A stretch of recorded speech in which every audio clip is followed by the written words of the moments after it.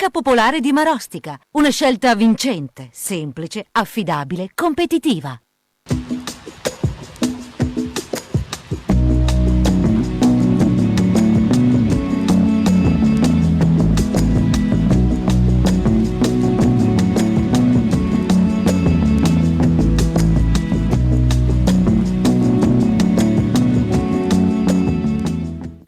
Giovedì 9 gennaio, Sant'Adriano di Canterbury, è il 9° giorno dall'inizio dell'anno, ne mancano 356 al termine.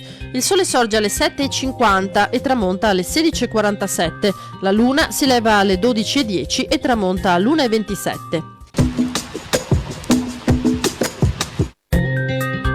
Il Senato accorda ai savi ed esecutori delle acque di poter spendere 1.000 ducati da usare nella costruzione di una fondamenta di pietra viva intorno alla località chiamata Il Bersaglio a Sant'Alvise in Canareggio.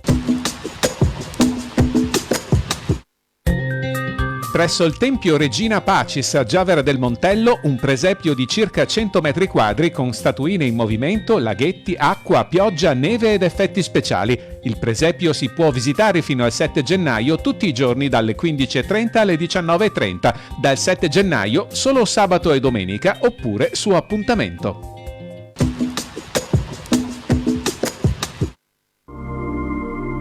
Le previsioni per domani: prevalenza di foschie, nebbie e nuvolosità bassa in pianura e nelle valli prealpine, specie nelle ore più fredde, anche se sarà possibile qualche locale tratto soleggiato durante il giorno. Sui rilievi parzialmente soleggiato con qualche annuvolamento. Precipitazioni generalmente assenti, anche se non si esclude qualche sporadica pioviggine, specie nelle zone prealpine e pedemontane.